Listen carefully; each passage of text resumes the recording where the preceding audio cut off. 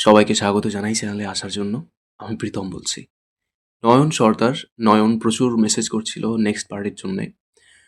ভাই একটু প্রবলেমে আছি তো তাই ঠিকঠাক হচ্ছে না, সব কিছুই ভুলভাল হচ্ছে। আ যাই হোক খুব তাড়াতাড়ি সব কিছু ঠিক হয়ে যাবে। আর এখন তোমাদেরকে শোনাবো 'আমৃত্যু ভালোবাসি তোকে' উপন্যাসের ১২তম পর্ব। লেখিকা সালমা চৌধুরী। তো চলো আর বেশি কথা না বলে শুরু করা যাক। জান্নাত হাসি মুখে উত্তর দিল, "আলহামদুলিল্লাহ ভালো আছি। আপনাকে তো বাসায় দেখিই না ভাইয়া।" আবির কিছুটা শক্ত কণ্ঠে বলল, "বাসায় ফিরতে একটু দেরি হয়ে যায়। তোমার পড়াতে কোনো সমস্যা হচ্ছে না তো?" জান্নাত শান্ত কণ্ঠে বলল, "না না ভাইয়া, কোনো সমস্যা হচ্ছে না।" আবির এক পলক মেঘের দিকে চেয়ে পুনরায় জান্নাতের দিকে তাকালো। নিরেট কণ্ঠে শুধালো, "ও পড়ে তো ঠিকমতো?" জান্নাত এবার মেঘের দিকে চেয়ে হাসি মুখে বলল, "হ্যাঁ ভাইয়া, মেঘ অনেক মনোযোগী এবং খুব মেধাবী। আপনি চিন্তা করবেন না প্লিজ।" আবির ছোট করে শুধালো, "খেয়েছো কিছু? বসো, খাবার খেয়ে যেও।" জান্নাত তৎক্ষণাৎ বললেন, "নাস্তা করেছি ভাইয়া, আর কিছু খাবো না। আসি তাহলে আজ।" ওদের কথোপকথন শোনার জন্য মেঘ কিছুটা হেঁটে সামনের দিকে এগিয়ে আসলো। আবির স্বাভাবিক কণ্ঠে বলল, "সাবধানে যেও।" জান্নাত এক গাল হেসে বলল, "আপনি আমাদের বাসায় বেড়াতে যাইয়েন।" আবির হালকা হেসে উত্তর দিল, "সময় পেলে অবশ্যই যাব।" প্রথমের কথাগুলো ঠিকমতো না শুনলেও শেষ কথাগুলো মেঘ স্পষ্ট শুনতে পেয়েছে। জান্নাত মেঘকে আল্লাহ হাফেজ বলে বেরিয়ে গেছে বাসা থেকে। এদিকে মেঘের বুক কেঁপে উঠল। মেঘ যেন নিজের কানকে বিশ্বাস করতে পারছে না। আনমনে ভাবছে, জান্নাত আপু আবির ভাইকে বাসায় যেতে বলছেন? আবির ভাইও আবার হাসি মুখে বলছেন সময় পেলে যাবে। ওই আবির ভাই তো আমার সাথে এত ভালো আচরণ করেন না। উনি তো আমার সাথে আজ পর্যন্ত হাসি মুখে কথাই বলেননি। তাছাড়া জান্নাত আপুকে তো তানভীর ভাইয়া নিয়ে আসছিলেন। তাহলে আবির ভাই কিভাবে চেনেন? মেঘ আহত চোখে তাকিয়ে রইল আবির ভাইয়ের পানে। আবির দরজা বন্ধ করে সিঁড়ির দিকে যেতে নিলে সহসা পথ আটকে সামনে দাঁড়ালো অষ্টাদশী। আজ তার শরীর কাঁপছে না, হাত পা রিম রিম করছে না, কারণ হাজারটা প্রশ্ন তার মাথাচাড়া দিয়ে উঠেছে, যেগুলোর উত্তর শুধু আবির ভাই জানেন। ড্রয়িং রুমের কোথাও কেউ নেই। জান্নাত পড়িয়ে গেলেই মূলত খাওয়া দাওয়ার পর্ব শুরু হয়, তাই এ সময় সবাই যে যার রুমেই থাকেন। অষ্টাদশীর পথ আটকানো দেখে আবির বিস্মিত চোখে চাইল। মেঘের এলোমেলো চুল, চোখের কাজল কিছুটা লেপ্টে রয়েছে, শুষ্ক ওষ্ঠদ্বয় তীর তীর করে কাঁপছে। এই অবস্থায় মেঘকে দেখে ঘোর লেগে যাচ্ছে আবিরের। হাজারো নিষিদ্ধ চিন্তা জেগে উঠছে আবিরের মনে। টেনে হিঁচড়ে কোনো রকমে নিজেকে সামলে ঢোক গেলেই কিছুটা শক্ত কণ্ঠে বলল, "পথ আটকে দাঁড়িয়েছিস কেন?" মেঘের সরু নাক ক্রমে ক্রমে ফুঁসছে। দীর্ঘশ্বাস ছেড়ে ধৈর্যহীন কণ্ঠে শুধালো, "আপনি জান্নাতবুকে চেনেন?" আবির ওপর নিচ মাথা নাড়ে শুধু। মেঘ দ্বিতীয়বার গম্ভীর কণ্ঠে বলল, "ওনাকে আপনি কিভাবে চেনেন?" আবির রাশভারী কণ্ঠে বলল, "পরিচিত।" মেঘ ভেতর ভেতর ক্ষিপ্ত হলো। অষ্টাদশীর চেহারা পড়তে পড়তে ঘনিয়ে আসে মেঘ। এক সমুদ্র অভিযোগ মাথাচাড়া দিয়ে উঠেছে। একে গায়ের রং ফর্সা, তার উপর রাগে গাল দুটো লাল হয়ে আছে মেঘের। দেখে মনে হচ্ছে টোকা দিলেই গাল বেয়ে রক্ত পড়বে। রাগে ফুঁসতে ফুঁসতে মেঘ বলল, "শুধু পরিচিত হলেই কি মানুষ নির্দ্বিধায় বাসায় যেতে বলে? তুই আমার কাছে কৈফিয়ত চাচ্ছিস মেঘ?" চোয়াল শক্ত করে প্রশ্ন করল আবির। মেঘ আজ আবিরের শক্ত কণ্ঠ শুনে আঁতকে উঠছে না, কারণ অষ্টাদশীর আজ মাত্রাতিরিক্ত রাগ হচ্ছে। অতিরিক্ত রাগলে মানুষের বোধশক্তি হারিয়ে যায়। তাছাড়া মেয়ে মানুষের রাগ তো লিমিট ছাড়া। যখন রাগ হয় তখন দুনিয়ার কোনো কিছু দিয়েও শান্ত করানো যায় না, যতক্ষণ না নিজে থেকে শান্ত হয়। মেঘের নাকের ডগায় ঘাম জমে আছে, কপাল ঘামতে শুরু করেছে ধীরে ধীরে। নিস্তব্ধ হয়ে দাঁড়িয়ে রইল অষ্টাদশী। কয়েক মুহূর্ত পর নিরেট কণ্ঠে শুধালো, "আপনি ওনার বাসায় যাবেন?" আবির তীক্ষ্ণ দৃষ্টিতে চেয়ে রইল। গুরুভার কণ্ঠে বলল, "প্রয়োজন হলে যাব।" মেঘ চোখ গোল গোল করে চাইল। মনের ভেতর হাজারটা প্রশ্ন ছুটছে এদিক সেদিক। মেঘের নীরবতা দেখে আবির গুরুভার কণ্ঠে জবাব দিল, "তোকে আপাতত এসব নিয়ে ভাবতে হবে না। পড়াশুনোয় মনোযোগ দে। তুই এখনো অনেক ছোট। সময় হলে সব জানতে পারবি।" মেঘ দীর্ঘশ্বাস ফেলে রাগান্বিত কণ্ঠে বলা শুরু করল, "আপনারা যা খুশি করতে পারেন, যা খুশি বলতে পারেন, তাতে কিছু হয় না। আমি কিছু বলতে গেলেই ছোট, বয়স হয়নি এরকম করেন।" আবির দাঁতে দাঁত চেপে গম্ভীর কণ্ঠে বলল, "মেঘ, আস্তে কথা বল। বাড়ির মানুষ শুনবে। তাছাড়া জান্নাতের ব্যাপারে আমি আপাতত কোনো কথা বলতে চাচ্ছি না।" মেঘ রাগে ফুঁসতে ফুঁসতে বলল, তা কেন বলবেন? আপনার যত রাগ আর তেজ তো শুধু আমার ওপরই দেখান। কোথাকার কোন রাস্তার মেয়ের জন্য আপনার এত দরদ? আবিরের চোখ লাল হয়ে গেছে, দাঁত কটমট করছে, কণ্ঠ তিনগুণ ভারী করে ধমকে উঠল, জান্নাত কোথাকার কোন মেয়ে না, ওকে সম্মান দিয়ে কথা বলবি। ফার্দার যদি তাকে রাস্তার মেয়ে বলিস, তাহলে এর ফল ভালো হবে না বলে রাখলাম। তৎক্ষণাৎ মেঘের অভিব্যক্তি বদলে গেল। সহসা মনে পড়ে গেল আবির ভাইয়ের ফোনে দেখা ওয়ালপেপারের ছবিটার কথা। তার মানে কি আবির ভাইয়ের প্রিয়তম? আর কিছু ভাবতে পারছে না মেঘ। চোখে সর্ষে ফুল দেখছে, হৃদয় ভেঙে খণ্ড খণ্ড হয়ে যাচ্ছে। আবির কিছু একটা বলতে যাবে, তার আগেই মেঘ শক্ত কণ্ঠে বলে উঠল, আপনি কি ওনাকে ভালো বা? এতটুকু বলার পরই আবির ডান হাতে মেঘের বাম গালে শক্তপোক্ত চড় বসিয়ে দিল। অকস্মাৎ মেঘের মুখ বন্ধ হয়ে গেল, কথাটাও শেষ করতে পারল না। মেঘের সমগ্র পৃথিবী ঘুরছে, বিপুল চোখে চেয়ে আছে আবিরের দিকে। স্তব্ধ হয়ে ঠায় দাঁড়িয়ে রইল সেখানে, একটা বারের জন্য গালে হাতও রাখল না। অনুভূতিটা যেন বিলীন হয়ে গেছে। রক্তাভ চক্ষুদ্বয় আবির ভাইয়ের চোখে নিবদ্ধ। আবির ভীষণ চটে গেছে, ডান হাতে নিজের চুল মুষ্টিবদ্ধ করে ধরল, রাগান্বিত কণ্ঠে বলল, যা বোঝার তা বুঝিস না, আজাইরা বিষয় নিয়ে পড়ে থাকিস। মেঘ নির্বাক চোখে তাকিয়ে আছে আবির ভাইয়ের দিকে। আবির সঙ্গে সঙ্গে পা পিছিয়ে ঘুরে গেল, দরজার পাশে দেয়ালে সবেগে ঘুষি বসিয়ে দিল। তা দেখে কেঁপে উঠল অষ্টাদশী। বাম হাত দিয়ে মেইন গেট খুলে বেরিয়ে গেল বাসা থেকে। মেঘ ঠায় দাঁড়িয়ে আছে সেখানে। দীর্ঘ সময় পর চোখ বেয়ে গড়িয়ে পড়ে দুফোঁটা অশ্রু। ততক্ষণে মালিহা খান বেরিয়ে আসলেন রুম থেকে। মালিহা মেঘকে দরজামুখী দাঁড়িয়ে থাকতে দেখে প্রশ্ন করলেন, কি রে, এভাবে দাঁড়িয়ে আছিস কেন? ক্ষুধা লাগছে? মেঘ কিছুটা নড়ে উঠল। বড় আম্মুর দিকে না ঘুরেই শীতল কণ্ঠে বলল, না। তারপর পড়ার রুম থেকে বইগুলো নিয়ে সিঁড়ি দিয়ে উঠতে লাগলো। আকলিমা খান মেঘকে যেতে যেতে ডাকলেন, মেঘ, খাবি না? মেঘ গম্ভীর স্বরে বলল, ক্ষুধা নেই। মেঘ রুমে এসে হাতের বই খাতাগুলো ছুঁড়ে ফেলে দেয় বিছানায়। তারপর দরজা আটকে নিজেও বিছানায় লুটিয়ে পড়ে। মেঘের বুক ভেঙে আসে আকাশসম কষ্টে। চোখ বেয়ে অনর্গল নোনা জল গড়িয়ে পড়ছে। নিজেকে সান্ত্বনা দেওয়ার কোনো ভাষা নেই অষ্টাদশীর। যেই আবির ভাইয়ের থাপ্পড়ের ভয়ে গত একটা মাস আবির ভাইয়ের চোখে চোখ রেখে কথা বলেনি। আবির ভাই যা বলেছে চুপচাপ মেনে নিয়েছে। নিজের রাগ, জেদ আর অভিমান আবির ভাইয়ের পদতলে চাপা দিয়ে দিয়েছিল। সেই আবির ভাই কিনা ১ মাস হওয়ার আগেই তাকে থাপ্পড় মারল, তা আবার কোথাকার কোন মেয়ের জন্য? এত শক্তপোক্ত চড়ে এখনো মুখের বাম পাশে ব্যথা করছে মেঘের। শোয়া থেকে উঠে আয়নার সামনে দাঁড়ালো। বাম গালে ৫ আঙুলের দাগ হয়ে আছে। রক্তবর্ণের সেই পাংশু নিজের বিধ্বস্ত ধৃষ্টতা দেখে আঁতকে ওঠে মেঘ। মুখমণ্ডলের ন্যায় অষ্টাদশীর কোমল হৃদয়টাকেও চূর্ণ বিচূর্ণ করে ফেলেছেন অনুভূতিহীন কাঠখোট্টা আবির ভাই। মেঘ আয়নার দিকে তাকিয়ে রইল কয়েক মুহূর্ত। আনমনে কি ভাবছে কে জানে। যে অষ্টাদশীর মনটাকে কাঁচের ভাঙা গ্লাসের মতো হাজারো টুকরোতে পরিণত করেছে, কোথায় সে দুরূহ পুরুষ? আবির বাসা থেকে বেরিয়ে বাইক স্টার্ট দিল। কি কাগজ নিতে এসেছিল সেসব ভুলে গেল।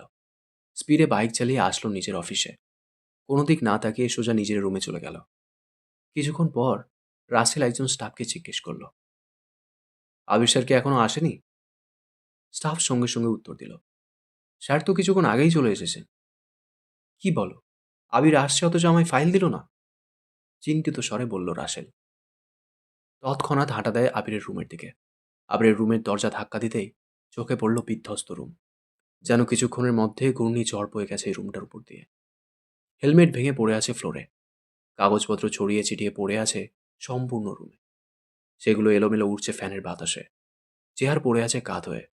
আবিরকে দেখা গেল না। আবিরকে দেখার জন্য রাসেল দরজায় দাঁড়িয়েই উকি দিল ভিতরে। জানলার পাশের দেয়ালে আবির অহিতেচ্ছা অনবরত ডান হাতে ঘুষি দিয়েই যাচ্ছে। বিস্ময় চোখে চাইল রাসেল। ১ সেকেন্ড দেরি না করে ছুটে গেল আবিরের কাছে। চেষ্টা করলো আবিরকে থামানোর, কিন্তু ব্যর্থ হলো। ৬ ফুট লম্বা শক্তিশালী সুঠাম দেহি আবিরের সাথে ৫ ফিট ৭ রাসেলের শক্তি কোনো মতেই কুলালো না। চেষ্টায় ব্যর্থ হয়, দরজা পর্যন্ত দৌড়ে যায় রাসেল আর চিৎকার দিয়ে ডাকে, রাকিব, এদিকে আয়। ভয়ঙ্কর সেই পুরুষালী চিৎকারের শব্দে রাকিব সহসা দৌড়ে আসে। সাথে ছুটে আসে অফিসের কিছু স্টাফ আর কিছু কর্মচারী। রাকিব আর রাসেল টেনে হিঁচড়ে আবিরকে দেয়াল থেকে দূরে সরিয়ে আনলো। আবিরের চোখে মুখে ক্রোধ স্পষ্ট প্রতীয়মান হচ্ছে। শ্যামবর্ণের মুখবিবর পরিবর্তন হলো ঘুটঘুটে আধারে। উস্কো খুস্কো চুলগুলো এলোমেলো হয়ে আছে। ঘামে ভেজা কপালে লেপ্টে আছে সামনের দিকের চুলগুলো। পরনের সাদা শার্ট ঘামে ভিজে লেপ্টে আছে গায়ের সাথে। রুমে ফুল স্পিডে ফ্যান চলছে, সাথে এসি অন থাকা সত্ত্বেও আবিরকে দেখে মনে হচ্ছে সবে মাত্র 40 ডিগ্রি তাপমাত্রায় ফুটবল খেলে এসেছে। রাকিব মাটিতে কাত করা চেয়ারটা এক হাতে তুলে আবিরকে জোর করে বসালো। আবিরের হাতের দিকে চাইল। নিরবিচ্ছিন্ন ঘুষির কারণে আঙুলের হাতের কয়েক জায়গায় কেটে রক্ত পড়ছে। রাকিব তৎক্ষণাৎ ঘাড় গড়িয়ে তাকালো দেয়ালে। সাদা রঙের দেয়ালের কিছুটা অংশ বেয়ে রক্ত গড়িয়ে পড়েছে ফ্লোরে। রাকিব আঁতকে ওঠে, এক প্রকার চিৎকার দিয়ে বলল, রাসেল, ফার্স্ট এড বক্স বের কর তাড়াতাড়ি। আবির এখনও জোর করছে চেয়ার থেকে ওঠার, কিন্তু রাকিব আবিরের পেট বরাবর শক্ত করে চাপটে ধরে পিতাব কণ্ঠে আর্তনাদ করে উঠল। তপ্ত স্বরে শুধালো, কি হয়েছে তোর? এমন করছিস কেন আবির? আবির সহসা চিৎকার দিয়ে বলল, ছাড় আমাকে। আবিরের রুষ্ট কণ্ঠের চিৎকারে কিছুটা নড়ে উঠল রাকিব, কিন্তু তারপরও ছাড়ল না। পুনরায় শান্ত কণ্ঠে বলল, কেন পাগলামি করছিস আবির? রাগটা একটু কমা প্লিজ। কি হয়েছে বল আমায়। আবির দ্বিতীয়বার চেয়ার থেকে ওঠার চেষ্টা করে, কিন্তু এবার রাকিব আর একটু শক্ত করে আবিরকে চেপে ধরে। নিরেট কণ্ঠে বলল, মাথা ঠান্ডা কর আবির। আবির ব্যর্থ হয়ে বসে পড়ল চেয়ারে। আবিরের রক্তবর্ণের চোখ বেয়ে গড়িয়ে পড়ল ক্রোধ মিশ্রিত এক ফোঁটা জল। রাসেল ফার্স্ট এড বক্স নিয়ে আসছে। দরজায় দাঁড়ানো দু একজন প্রশ্ন করছে, কি হয়েছে স্যারের? কোনো সমস্যা স্যার? আবির তাদের প্রশ্নে বিরক্ত হয়ে অগ্নিদৃষ্টিতে চাইল। সঙ্গে সঙ্গে নীরব হয়ে গেল জনতা। রাকিব রাসেলের দিকে চেয়ে শান্ত কণ্ঠে বলল, তুই সবাইকে নিয়ে ওইদিকে যা, আমি আছি আবিরের কাছে। রাসেল চিন্তিত স্বরে বলল, কোনো প্রয়োজন হলে ডাকিস আমায়। রাকিব শুধু মাথা দোলালো। রাসেল 1 সেকেন্ড দেরি না করে সবাইকে নিয়ে যে যার কাজে চলে গেল। আবির চলন্ত ফ্যানের দিকে মুখ তুলে চেয়ে আছে। সবাই চলে যাওয়ার পর রাকিব গম্ভীর কণ্ঠে বলল, দেখ হাতটার কি অবস্থা করেছিস। আবির এক পলক হাতের দিকে চেয়ে ক্রোধিত কণ্ঠে বলল, আমি মস্ত বড় ভুল অপরাধ করে ফেলছি রাকিব। সেই অপরাধের কাছে আমার হাত কিছুই না। রাকিব কিছুটা চিন্তিত কণ্ঠে বলল, কি হয়েছে? কি করছিস তুই? আবিরের কণ্ঠস্বর ভিজে আসছে। পুনরায় দুফোঁটা পানি গড়িয়ে পড়ল গাল বেয়ে। শীতল কণ্ঠে জবাব দিল, আমি একই ভুল পুনরায় করে ফেলছি। রাকিব আঁতকে উঠে শুধালো, কি? তুই মেঘকে মেরেছিস? আবির দীর্ঘশ্বাস ফেলে শুধু। রাকিবের বুঝতে বাকি নেই যে আবির মেঘকে মারার ক্রোধে নিজেকে আহত করছে। ভ্রু গুটিয়ে রাকিব বলল, কেন মেরেছিস? দীর্ঘশ্বাস ছেড়ে আবির বলল, আমায় জান্নাতের সাথে কথা বলতে দেখে মেঘের মাথায় রক্ত উঠে গেছে। যা তা উল্টাপাল্টা বলা শুরু করছে। আমি রাগ কন্ট্রোল করতে পারিনি। কি বলছিস আবির? জান্নাতের জন্য তুই মেঘকে মারলি? অবাক চোখে তাকিয়ে আছে রাকিব। আমি মেঘকে মারতে চাইনি, বিশ্বাস কর। ও এক পর্যায়ে প্রশ্ন করে বসল, আমি জান্নাতকে ভালোবাসি কিনা। এই কথাটা সহ্য করতে পারিনি। রাকিব তপ্ত দৃষ্টিতে চেয়ে রইল। আবির বাম হাত দিয়ে কপাল থেকে চুলগুলো সরিয়ে মনোকষ্টে শুধালো, আমি এখন কি করব রাকিব? রাকিব দীর্ঘশ্বাস ফেলছে বারবার। কিছুটা ভেবে পড়ল, দেখ, এখন তো মেঘ আগের মতো নেই। এখন তো মেঘও তোর প্রতি পজিটিভ। এজন্যই তো আজকে এভাবে রিয়াক্ট করেছে। আমার মনে হয় না যে এই থাপ্পড়ের জন্য ও কথা বন্ধ করবে। আবির খড়খড়ে কণ্ঠে উত্তর দিল, তুই তো জানিস মেঘ খুব জেদি। এটাই আমার একমাত্র ভয়ের কারণ। ও যদি একবার জেদ করে বলে আমার সাথে কথা বলবে না, তাহলে এই জীবনে আর কোনো দিনও কথা বলবে না। রাকিব কপাল গুটিয়ে প্রশ্ন করল, বাই দা ওয়ে, কয়টা থাপ্পড় দিছিস? আবির তপ্ত স্বরে বলল, একটা। রাকিব স্বাভাবিক কণ্ঠে বলল, তুই চিন্তা করিস না, কিছু হবে না। জান্নাতকে নিয়ে কিছু ভাবছিস? মেঘ কি আর পড়তে চাইবে ওর কাছে? আবির গম্ভীর কণ্ঠে জবাব দিল, 2 দিন পর পর ওর জন্য টিচার কোথা থেকে খুঁজবো আমি? ওকে জান্নাতের কাছে পড়তে হবে। রাকিব কোমল কণ্ঠে বলল, আচ্ছা, সেসব পরে দেখা যাবে। এখন চল, হাসপাতালে যাই একটু। আবির তীক্ষ্ণ দৃষ্টিতে চেয়ে বলল, হাসপাতালে যাব কেন? রাকিব স্বাভাবিক কণ্ঠে বলল, এতটা কেটেছে, কোনো সমস্যা হয় যদি? ডাক্তার দেখালে ভালো হইতো না? আবির সংকটজনক স্বরে উত্তর দিল, এটাই আমার শাস্তি। রাকিব খুব ভালো করে জানে আবিরকে জোর করলে কোনো লাভ হবে না, তাই আর জোর করেনি। রাকিব চিন্তিত স্বরে বলল, এখন কি বাসায় যাবি? দিয়ে আসবো তোকে? আবির এক পলক তাকালো দেয়ালে লাগানো ঘড়ির দিকে। 10টা বাজতেছে। গম্ভীর কণ্ঠে জবাব দিলেন, কি করব বুঝতে পারছি না। মেঘের মুখোমুখি হওয়ার মতো সাহস পাচ্ছি না আমি। রাকিব জানলার দিকে চেয়ে বলল, বাইরে তো বৃষ্টি, একটু ওয়েট কর তাহলে, বৃষ্টি কমলে আমি দিয়ে আসবো নে। আবির পকেট থেকে ফোন বের করে তানভীরকে কল করলো। প্রথমবারেই রিসিভ হলো কল। তানভীর কল রিসিভ করে সালাম দিল। আবির সালামের উত্তর দিয়ে গম্ভীর কণ্ঠে প্রশ্ন করলেন, কোথায় তুই? তানভীর স্বাভাবিকভাবে উত্তর দিল, আমি তো পার্টি অফিসে। কেন ভাইয়া? আবির নিরেট কণ্ঠে জবাব দিল, এমনি। তানভীর চিন্তিত স্বরে বলল, কোনো সমস্যা ভাইয়া? তোমার কণ্ঠ এমন শোনাচ্ছে কেন? আবির গলা খাঁকারি দিয়ে কিছুটা স্বাভাবিক কণ্ঠে বলল, কোনো সমস্যা নেই, তুই কাজ কর, রাখছি। কল কেটে মোবাইল পকেটে রেখে বাম হাত কপালের উপর রেখে চেয়ারে হেলান দিল। রাকিব আর কিছু বলল না, চুপচাপ রুম থেকে বেরিয়ে গেল। এদিকে মেঘ কিছুক্ষণ আয়নার সামনে নিঃশব্দে দাঁড়িয়ে থাকে। বাইরে বিদ্যুৎ চমকাচ্ছে, সাথে গুঁড়ি গুঁড়ি বৃষ্টি পড়ছে। বারান্দার দরজা দিয়ে আসা শীতল হাওয়ায় কেঁপে উঠল অষ্টাদশী। আয়না থেকে দৃষ্টি সরিয়ে ব্যালকানির দিকে তাকালো। ধীর গতিতে হেঁটে গেল ব্যালকানিতে। গ্রিল ধরে দাঁড়িয়ে তাকিয়ে আছে দূরের ল্যাম্পপোস্টের আলোর দিকে। ক্ষণে ক্ষণে বৃষ্টির মাত্রা বাড়ছে। বাতাসের সাথে বৃষ্টির ছিটে ফোঁটা পড়ছে মেঘের চোখে মুখে। আজ আর হাত বাড়িয়ে বৃষ্টি ছোঁয়ার চেষ্টা করেনি অষ্টাদশী। বেশ কিছুক্ষণ দাঁড়িয়ে রইল ব্যালকানিতে। হঠাৎ ভেতরটা ছটফটিয়ে ওঠে। নিজের ভেতরে থাকা এক আকাশসম অভিযোগ কাউকে বলতে ইচ্ছে করছে মেঘের। বৃষ্টির পানি আপন গতিতে পৃথিবীর বুকে লুটিয়ে পড়ছে। তা দেখে মেঘেরও ইচ্ছে করছে মনের মধ্যে পুষে রাখা চাপা কথাগুলো খোলা আকাশের নিচে দাঁড়িয়ে সৃষ্টিকর্তাকে জানাতে। কষ্ট শেয়ার করলে নাকি মন হালকা হয়। যেই অষ্টাদশী 17 বছর রাতের বেলা একা ছাদে যায়নি, সেই অষ্টাদশী আজ 9টার পর একা ছাদে চলে গেছে। ছাদে পা দিতেই ভারী বর্ষণে কয়েক সেকেন্ডে ভিজে যায় অষ্টাদশীর সর্বাঙ্গ। হাত খোপা করা চুলগুলো খুলে যায় সহসা। বৃষ্টির পানির তোপে ধীরে ধীরে কোমর ছাড়িয়ে নিচে নামতে থাকে চুল। মেঘ আশেপাশে তাকাচ্ছে। দূর দূরান্তের উঁচু উঁচু বিল্ডিংয়ের ছাদ থেকে হালকা আলো ভেসে আসছে মেঘদের ছাদে।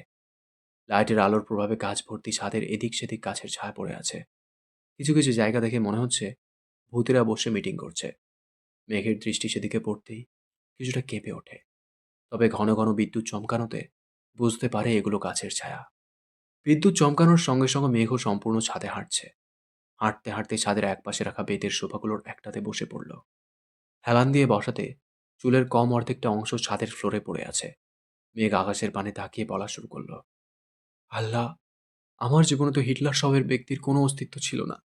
তাহলে কেন তুমি ওনাকে আমার সামনে নিয়ে আসলে? এই অনুভূতিবিহীন মানুষটা কেন আমার জীবনের সাথে জড়িয়েছে? উনি যদি অন্য কাউকেই ভালোবাসেন, তাহলে আমায় কেন ওনার প্রতি দুর্বল বানিয়েছ? আমি এখন কি করব? একসাথে প্রশ্নগুলো করে কয়েক মুহূর্ত নীরব থাকে।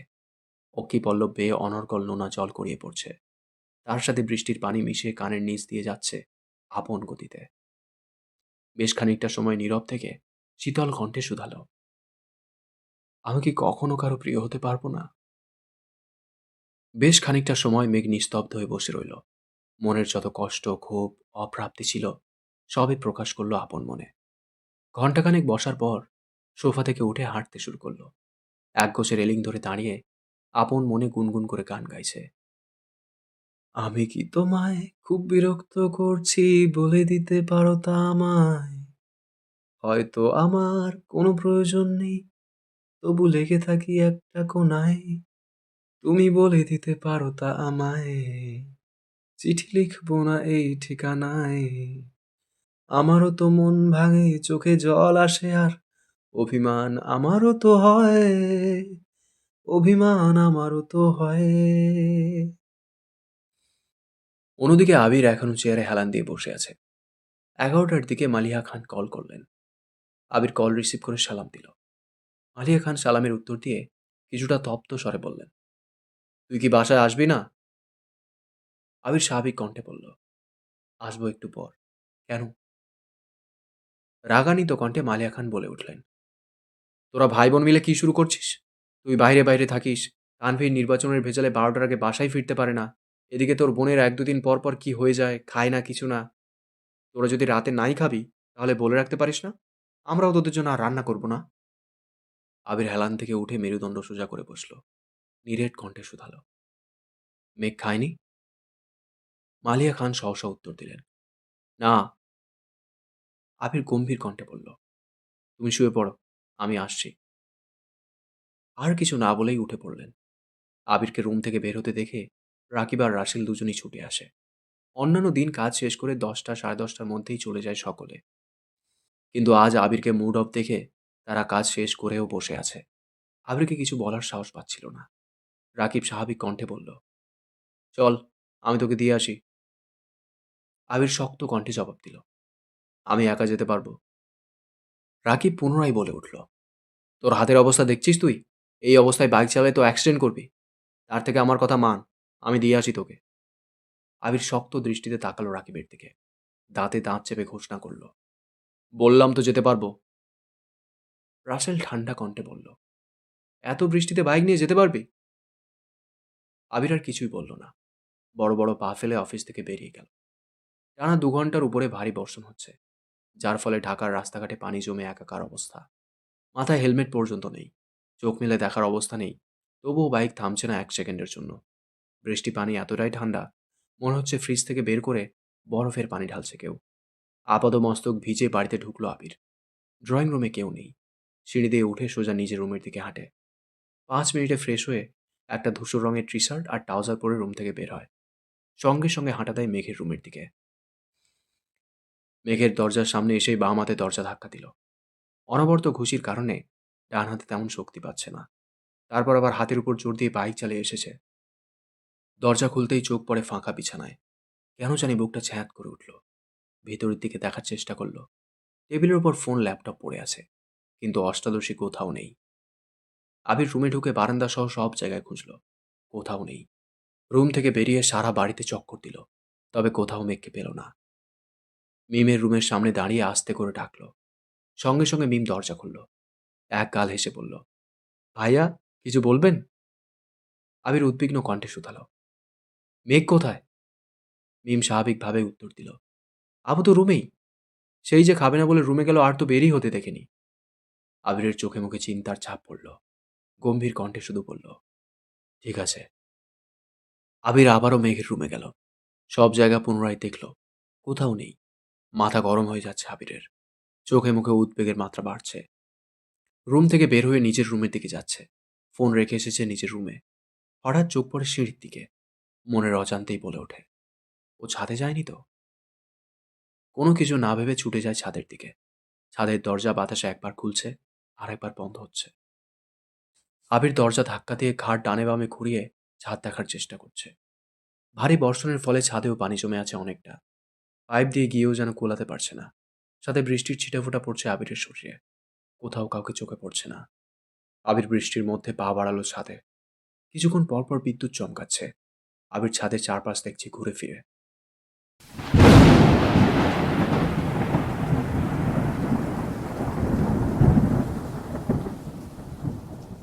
হঠাৎ বিদ্যুৎ চমকানোতে আবিরের দৃষ্টিতে পড়ে রেলিং ঘেঁষে ছাদের ফ্লোরে পড়ে আছে অষ্টাদশী।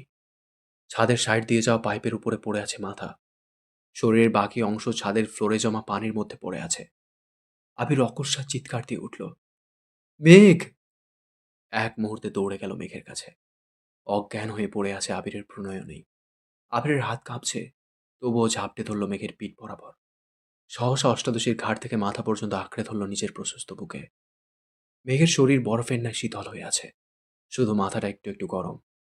আবির কয়েকবার আকুল স্বরে মেঘকে ডাকল, কিন্তু মেঘ নিস্তেজ হয়ে পড়ে আছে। মেঘের এই অবস্থা দেখে আবিরের সমগ্র পৃথিবী ঘুরছে। বৃষ্টির পানি বরাবরই মানুষের উপকারে আসে। সাধারণত বৃষ্টিতে ভিজলে কেউ বেহুশ হয় না, তবে যদি সেই মানুষটা অতিরিক্ত চিন্তা বা মানসিক চাপে থাকে, তবে শরীরের তাপমাত্রা কমে একটা সময় অজ্ঞান হয়ে যেতে পারে। মেঘের ক্ষেত্রে ঠিক এই ঘটনাটাই ঘটেছে। এক আকাশ অভিমান জমেছিল মনে, তার প্রতিফলন ঘটল এইভাবে। আবির সহসা দুই হাতে কোলে তুলে নিল মেঘকে। সিঁড়ি দিয়ে হাঁটছে ঠিকই, কিন্তু দৃষ্টি তার অষ্টাদশীর মলিন মুখের পানে। আবিরের চোখ বেয়ে দুফোঁটা অশ্রু গড়িয়ে পড়ল অষ্টাদশীর গালে। দুজনের শরীর বেয়ে অঝরে পানি পড়ছে। দীর্ঘ পা ফেলে করিডোর দিয়ে হেঁটে মেঘের রুমে ঢুকল। ফ্লোরে বিছানার সাথে হেলান দিয়ে মেঘকে বসিয়ে দিল। টাওয়েল এনে হাত মুখ আর মাথাটা কিছুটা মুছে দিল। সঙ্গে সঙ্গে রুম থেকে বের হয়ে নিজের রুমে গিয়ে বাইকের চাবি আর হেলমেট নিয়ে ছুটে গেল নিচে। হালিমা খানের দরজার সামনে ভেজা শরীর নিয়ে দাঁড়িয়ে ডাকছে। দুবার ডাকার পরেই হালিমা খান দরজা খুললেন। আবিরের জলসিক্ত শরীর দেখে চিন্তিত স্বরে শুধালেন, ভিজে আসছিস?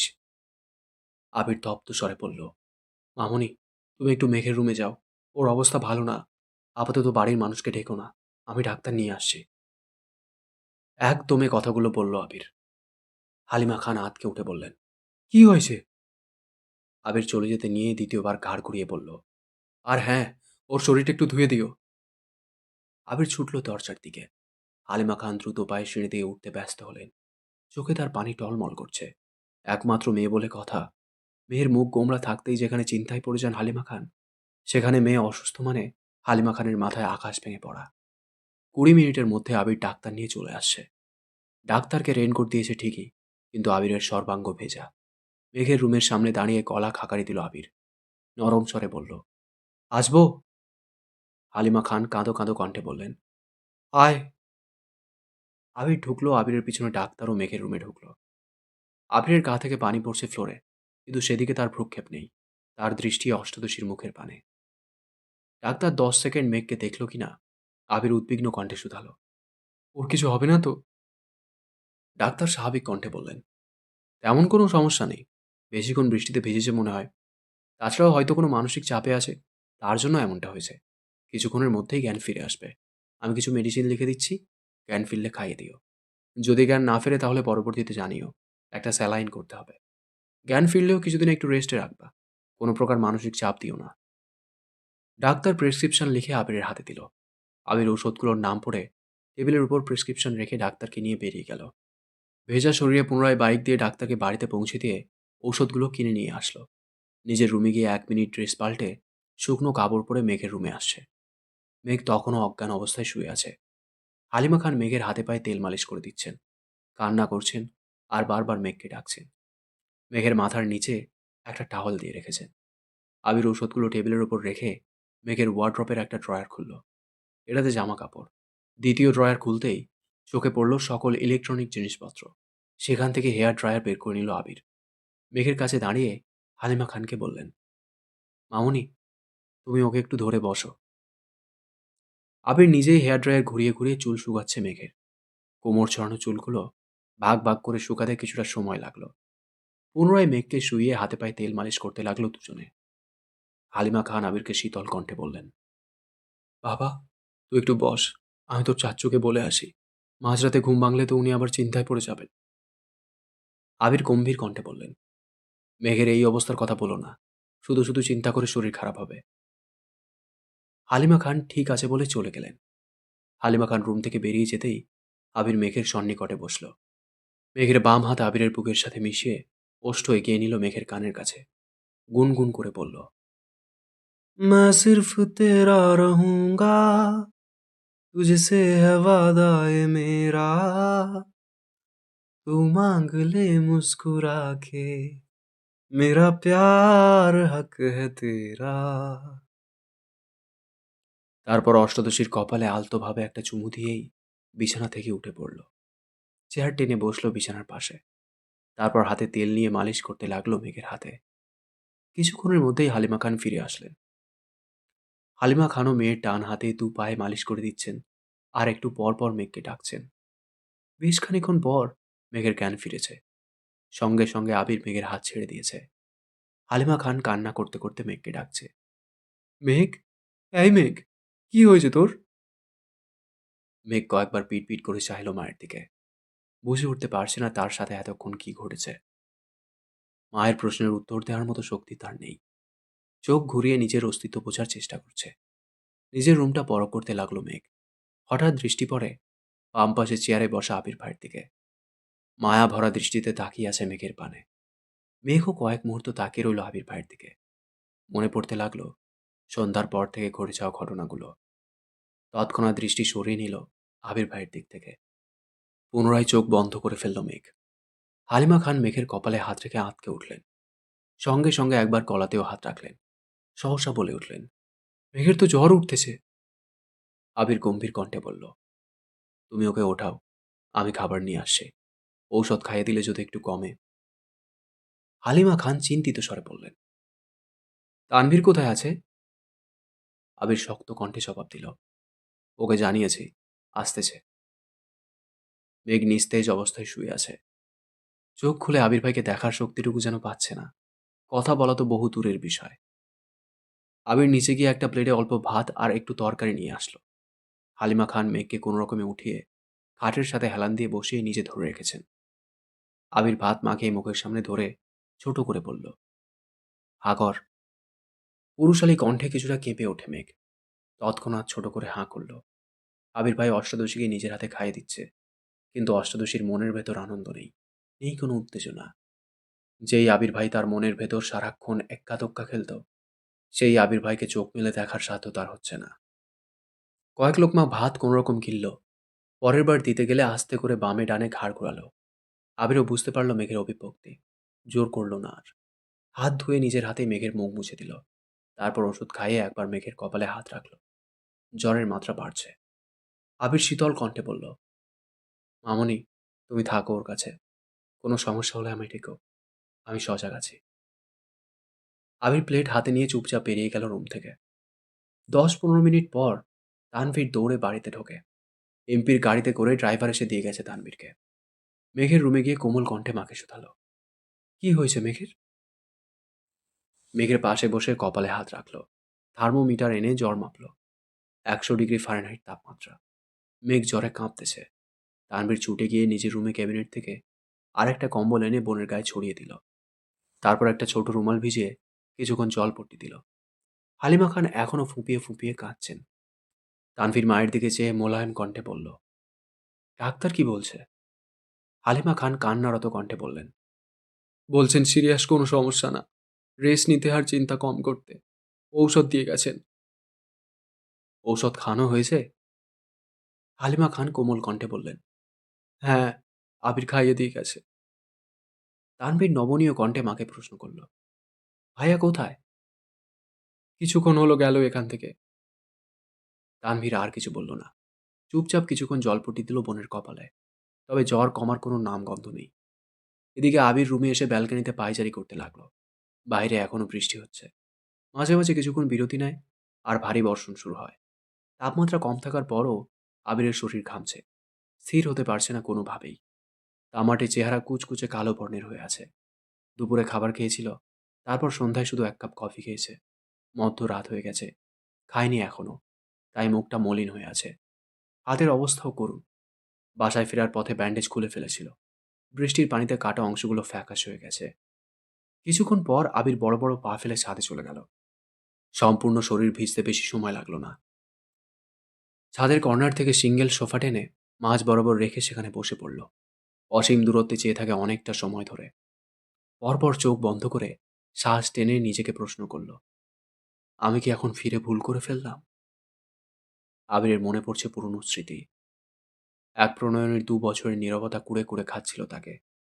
প্রিয় মানুষের উপস্থিতি যেমন বক্ষস্পন্দন বাড়তে সক্ষম, তার থেকেও বেশি কষ্টদায়ক নিজের প্রেয়সীকে গুরুগম্ভীর থাকতে দেখা, আর যার কারণ সে নিজেই। একটা সামান্য ভুলের কারণে গত 2টি বছর প্রেয়সী তার চোখে চোখ রাখেনি। এক টেবিলে একসাথে খেতেও বসেনি। মুখ ফুটে একটা কথা পর্যন্ত বলেনি। এর বেশি সহ্য করার ক্ষমতা একটা 18 বছরের যুবকের পক্ষে কখনো সম্ভব ছিল না। প্রেয়সীর প্রতি অনুভূতি তার অতলস্পর্শী বিশালতার সমুদ্রের ন্যায়, যা কখনো পরিমাপ করা সম্ভব না। যখন তার সহ্যের সীমা শেষ হতে চলল, তখন তার সামনে 2টি রাস্তা ভেসে উঠেছিল। এক স্কলারশিপে বিদেশ যাওয়া, দ্বিতীয় হলো ঢাকা ভার্সিটিতে পড়াশোনা। আবির বাড়ির প্রতিটা সদস্যের থেকে মতামত নিয়েছিল সেদিন। এমনকি তার হৃদয় হরণীর কাছেও সেদিন আকুল মিনতি করে জিজ্ঞেস করেছিল সে কি চায়। ছোট্ট হৃদয় হরণীর অভিমানের মাত্রা এতটাই তীব্র ছিল যে সেদিনও আবিরের চোখে চোখ রাখেনি। আবিরের কোনো কথার উত্তর ও দেয়নি। 2 বছর যে ললনার অভিমান ভাঙাতে অক্ষম, সেই ললনার অভিমান কয়েক মাসে ভাঙানো সম্ভব ছিল না। তারপরও আবির শেষবার যাওয়ার আগে অভিভূতের ন্যায় নিষ্পলক চেয়েছিল তার সেই ললনার দিকে। যদি একবার বলতো, ভাইয়া তুমি যেও না। কিন্তু না, শেষ দিনও মুখ ফুটে কিছু বলেনি তার প্রেয়সী। আবির পাড়ি জমালো ভিন দেশে। পার্থিব জগতের মাঝে অপার্থিব সৌন্দর্যের অধিকারী তার সেই ছোট্ট ললনাকে ফেলে চলে গিয়েছিল বহুদূর। এতক্ষণ শুনলে আমৃত্যু ভালোবাসি তোকে উপন্যাসের 12তম পর্ব। কেমন লেগেছে কমেন্ট করে জানিও। তোমাদের একটা কমেন্ট আমাকে প্রচুর মোটিভেট করে। আর হ্যাঁ, আমি সবার নাম তো মেনশন করতে পারি না।